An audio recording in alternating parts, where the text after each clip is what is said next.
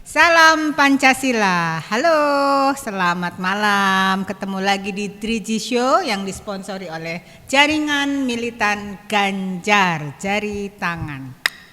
Oke, saya senang hari ini, sore ini ketemu anak muda cantik, first voter 2024 dia akan milih pertama kali. Luar biasa. Hai Isa. Halo, Mem. Aku biasa dipanggil Bude, sekarang dipanggil Mem. Isa ini mahasiswi Sastra Indonesia, Yes. Sastra Indonesia, Fakultas Ilmu Budaya Universitas Diponegoro di Semarang. Dia seorang mahasiswi yang sangat aktif, kemarin membantu Kongres Perempuan Nasional, luar biasa moncat-mancit dan care ya. Dan aku senang karena rambutnya merah. Thank you, Mem. Tuh kan kecentilannya sudah first voter banget. Isa, Ya, kamu akan memilih Februari nanti. Umurmu sekarang 20 tahun. 20 tahun ya, lagi seneng-senengnya akan milih pertama kali. Gimana tuh rasanya? Akan milih, menentukan siapa pemimpin negeri ini. Kayak mana rasanya? Rasanya pasti senang karena sebagai tahun pertama saya bisa memilih untuk leader Ya, di negara kita, pemimpin di Presiden negara kita, RI1, ya. seperti itu. Dan pasti di situ juga banyak harapan lah untuk para calon pemimpin kita nanti, Oke. seperti itu. Ya, harapanmu apa? Yang paling utama, pemimpin tuh mesti kayak apa? Yang pasti, yang bisa memeluk rakyat. Memeluk Itu pasti. rakyat. Ya. Oh, istilahnya manis ya, memeluk ya. Ya. Gimana tuh kalau memeluk rakyat? Apakah dengan terus-menerus bersanding, menyandingi rakyat, belusuan, itu memeluk rakyat atau kayak apa? Untukmu? Kalau untuk aku sendiri, kebetulan Bude, aku itu suka datang ke SD, Sekolah dasar. sekolah dasar. Main-main ke sana. Main-main Ngajar kesana. kah? Iya. Oh, kasih training, main-main Ya, bersama anak-anak ya, sekolah seperti dasar. itu. Oh, Dan senengnya. itu Ya. sangat menyenangkan ketika Tentu. kita ada di tengah-tengah anak-anak, kita main, kita belajar. Kelas berapa biasanya? Kalau itu saya dan kawan-kawan itu biasanya kita di sana akan kayak kita lama di sana. Oke. Mungkin seminggu atau Oke. 2 minggu. Aku pernah 2 minggu dan aku yang baru aja kemarin selama 1 minggu bersama kawan-kawanku. Kebetulan itu bagian program kerja dari divisi pengabdian masyarakat. Oke, dari fakultas, dari kemahasiswaan. Yang Oke. pertama dari Badan Eksekutif Mahasiswa, Yes. dan yang kedua dari himpunan Oke. Kemahasiswaan Sastra Indonesia. Oke. Nah, dari situ tadi aku merasa bahwa masih banyak sekolah-sekolah dasar yang menurutku belum banyak memenuhi kebutuhan anak-anak. Oke. Itu. Ceritain agak detail, keren ini. Jadi nggak cocok atau nggak memenuhi kebutuhan anak tuh kayak apa? Oke. Pelajarannya kah atau cara ngajarnya Oh. kah? Yang buat aku bener-bener amazed pertama kali itu ketika aku ada di salah satu kota di Jawa Tengah. Oke. Kabupaten di Jawa Tengah. Kabupaten. Nah, kebetulan jarak perkampungan dengan sekolah Sekolahnya, dasar oke. itu sangat amat jauh. Heeh. Yang Dan pertama, ditempuh dengan biasanya anak-anak itu jalan Jalan kaki. kaki. Anak-anak jalan Oke. kaki setiap hari. berapa jam kira-kira? Enggak sampai berjam-jam, tapi ketika anak-anak sampai sekolah dasar Berkeringat itu pasti semua. berkeringat, kita capek dengan keadaan jalan yang seperti itu. Oke. Karena kebetulan itu berada di kaki Gunung Merbabu. Oke. Seperti itu kan. Ya. Bisa dibayangkan. Ya. Jadi anak-anak sampai sekolah sudah capek sekali. Ya. Lalu, Nah, kemudian dari situ kita juga pasti mendekat kepada masyarakat, kepada anak-anak, dan akhirnya kita melihat sisi lain dari masyarakat yang sama sekali tidak pernah merasakan kira-kira ibu kota itu seperti apa. oke. Kayak gitu. Dan itu menurut aku akhirnya buat aku merasa bahwa ini anak-anak harusnya mendapatkan infrastruktur yang lebih baik. Oke, supaya untuk mereka jalan ke sekolah lebih Untuk mudah, jalan lebih ke sekolah, akses pendidikan iya. jadi lebih ringan Ya, juga seperti untuk itu. orang tuanya. Oke, Serta satu. juga di sana masih banyak di beberapa SD selama aku hidup di Semarang, itu kan mereka udah banyak banget kayak kebutuhan mereka kayak untuk bermain, mereka punya lapangan yang luas, mereka bisa bermain lari-larian dengan Iya. bebas Iya. di dalam sekolah gitu. Nah, yang sayangnya di sana itu menurut aku fasilitas untuk anak sendiri belum begitu memadai. Fasilitas sekolah, Fasilitas sekolah, fasilitas transportasi, bermain, fasilitas transportasi, belajarnya gimana? Pun fasilitas untuk Belajar. belajar. Oke. Karena tenaga pendidikan di sana sendiri kurang tapi masih mencukupi. Tapi kurang Agak bingung jika ya, dikatakan. agak bingung ya, kurang tapi masih mencukupi. Kurang Karena sih. kayaknya satu guru double Ya. ngajar beberapa kelas itu Iya, seperti itu. maksudnya. Oke, jadi jam mengajarnya sangat terbatas. Ya. Mungkin juga nggak punya kesempatan menjelaskan dengan lebih baik. Iya, betul. Oke. Nah, dari situ membuat aku dan kawan-kawan akhirnya kayak, oh ternyata masih ada ya Sekolah yang seperti ini. yang harusnya gratis untuk Ya. warga negara, untuk anak-anak Dan bangsa. Ya. yang bikin sedih itu beberapa anak akhirnya memilih untuk mereka putus sekolah karena mereka merasa bahwa ada hal yang lebih penting di rumah Oke, daripada kerja. ya. Itu kerja ya. Ada yang bekerja, mereka bantu orang Orang tuanya. Kemudian ada juga yang mereka diminta orang tuanya untuk mengurus adiknya yang masih kecil karena orang tuanya bekerja gitu. Iya, Dan itu oke. menjadi suatu hal yang sedih karena di 2000 itu waktu itu aku 2021. Iya, pas pandemi dong Iya. ya.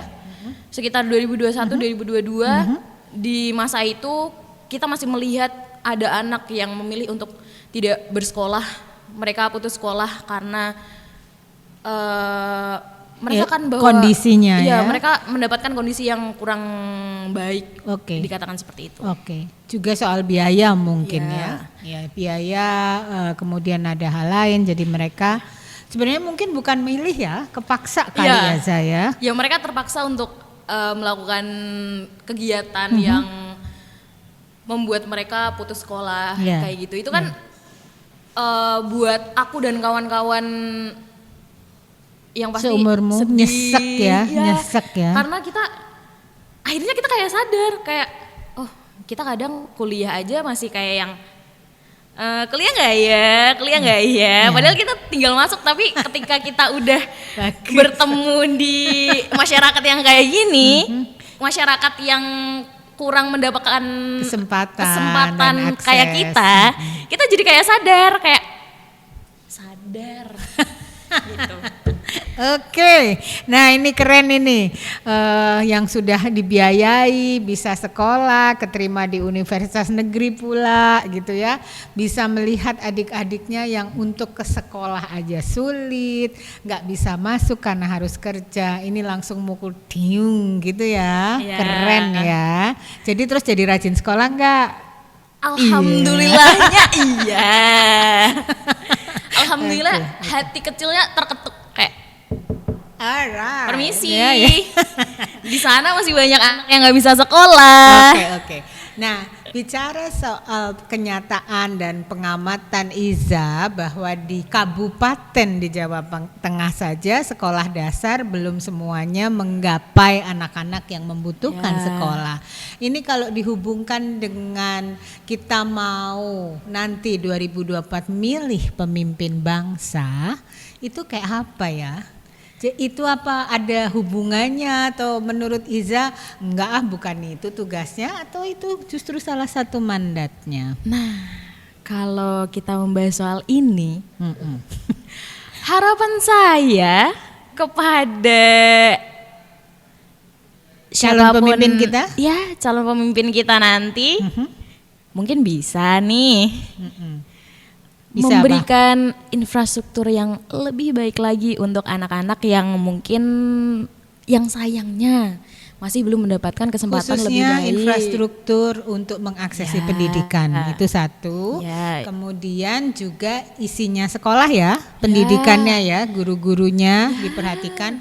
Sebetulnya kalau kita lihat salah satu prestasinya Mas Ganjar di Jawa Tengah sebagai gubernur itu memang sudah sangat memperhatikan guru ya, ya gajinya, ya apa namanya tanggung jawabnya, fasilitasnya. Jadi tapi SD itu memang kewenangan kabupaten kalau nggak salah. Jadi moga-moga nanti bisa lebih itu ya, lebih diperhatikan. Jadi kebetulan itu soal pendidikan. Hal lain tentang pemimpin, apa yang didambakan untuk anak muda seusiamu. Kalau ngobrol sama teman-teman itu bayangin presiden tuh yang kayak apa ya? Ini sangat panas sekali untuk kita bahas ini ya. Enggak dingin rasanya. Mungkin ini AC-nya kurang naik dikit gitu. Iya. Oke. Kalau aku dan kawan-kawan pasti mengidam-idamkan pemimpin yang bisa. Tadi kan yang pertama aku udah membahas yang bisa memeluk masyarakat. Iya. Yang dan kedua, khususnya untuk pendidikan. Dan ini khususnya krusial. untuk pendidikan itu sangat amat krusial. Ya. Alright. Dan yang kedua, kami pasti mengidam-idamkan pemimpin yang bisa berbaur dengan anak muda. Tentunya. Tentunya karena ya suara anak muda. Genset itu kita sudah semakin banyak. Ya, tentu, benar. Oke, membaur artinya apa? Membaur dalam artian yang bisa ngertiin kita. Kebutuhannya apa? Kebutuhan ini kira-kira kebutuhan anak muda sekarang itu seperti apa ya? Dan juga saya dan kawan-kawan menginginkan pemimpin yang bisa memahami anak-anak muda sekarang. Iya, berbaur memahami konkretnya apa? Tahu ngerti musiknya kah? Atau apa? Banyak punya kesempatan ketemu, banyak forum-forum anak muda apa? Konkretnya. Yang pasti forum-forum untuk bertemu anak muda sih. Iya, oke. Gitu. Karena menurut aku sekarang itu forum-forum anak muda semakin banyak. Oke. Tapi semakin banyak juga yang tiba-tiba hilang. Karena wah, orangnya pada kemana ini? Oke. Seperti itu. Oke. Makanya forum-forum anak muda itu diharapkan nantinya kita bisa lebih kolektif kecil ini nanti kita bisa bertemu untuk membahas kira-kira apa sih yang bisa membawa kita menjadi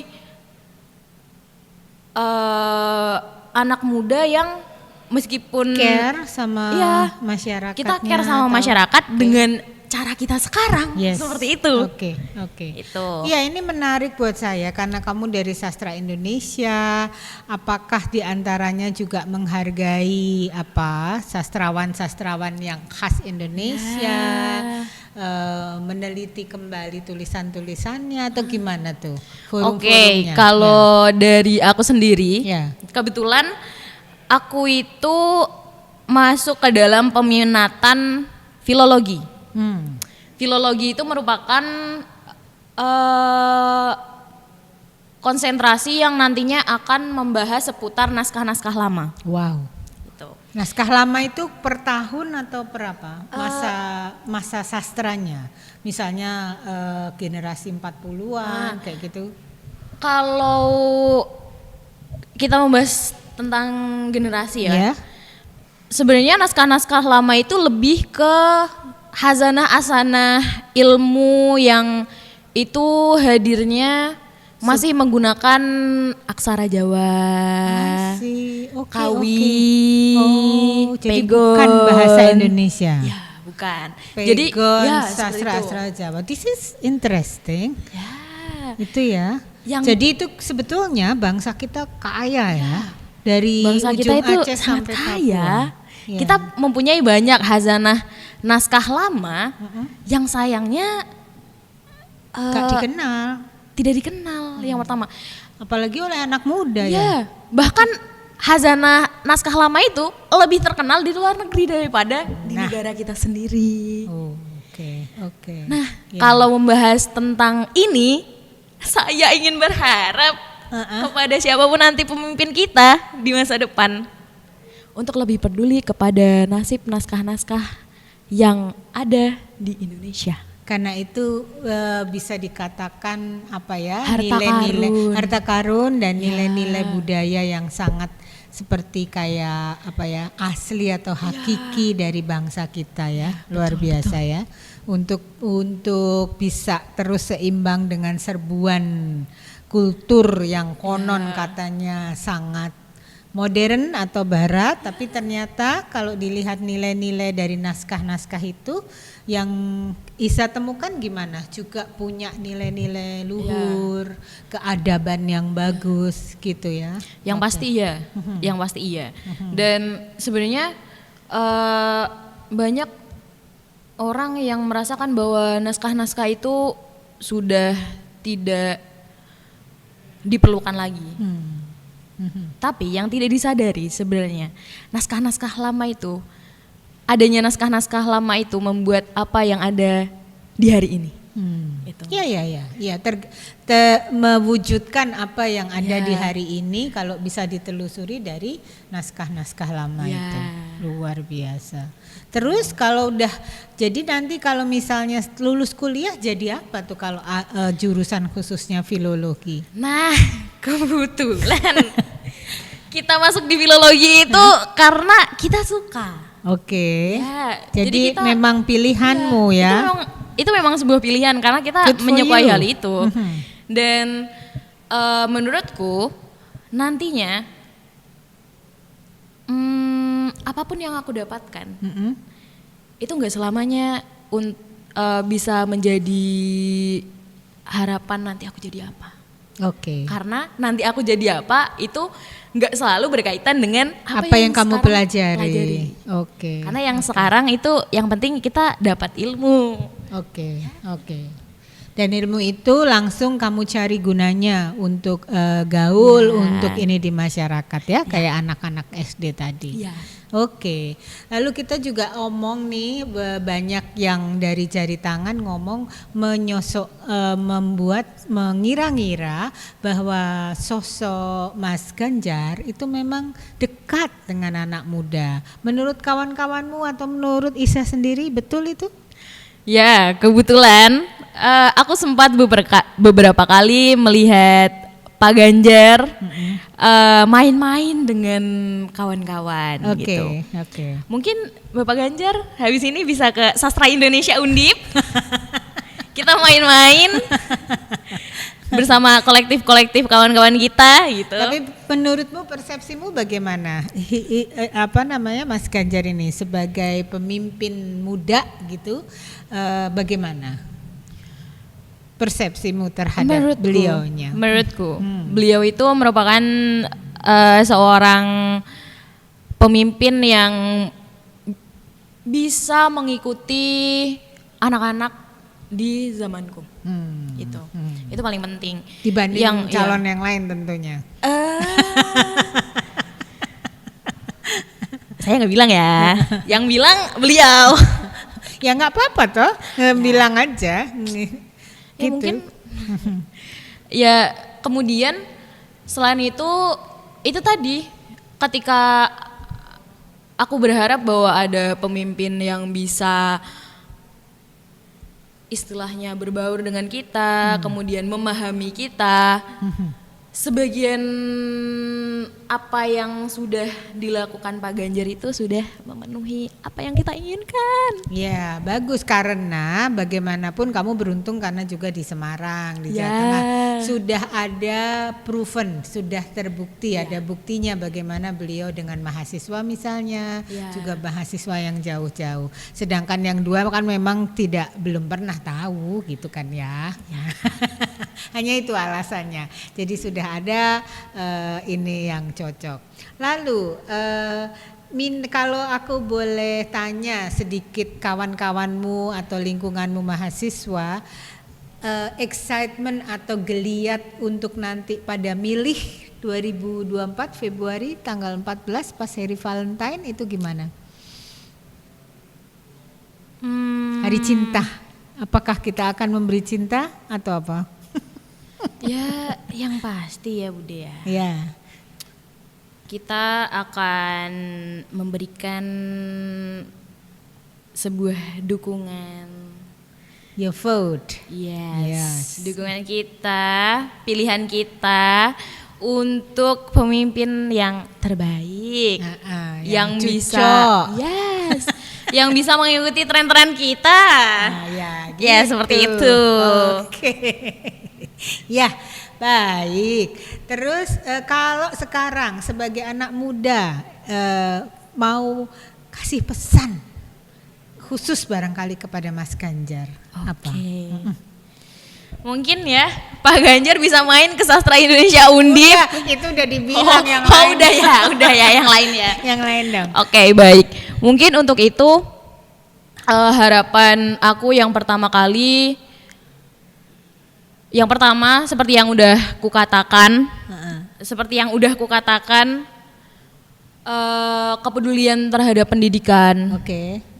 Terlebih untuk anak-anak yang mereka tidak memiliki privilege seperti saya dan kawan-kawan. Itu tadi perbaikan infrastruktur baik ketika mereka berangkat sekolah, kemudian layanan untuk anak-anak sendiri, serta barang-barang untuk anak-anak seperti itu. Maksudnya yang pasti buku-buku pelajaran dan semua yang diperlukan untuk belajar di sekolah. Aku berharap banget untuk pendidikan kedepannya bisa merata.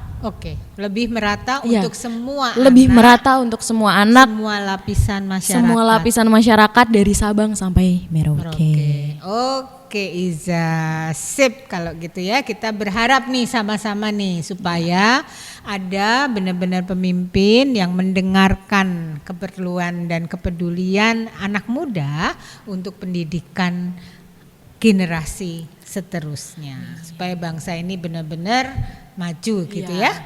Oke Jah, terima kasih banyak sudah mampir, sudah datang. Lain kali kita ketemu ngobrol lagi lebih panjang. Saya menunggu undangan selanjutnya. Oke, selamat malam, salam Pancasila.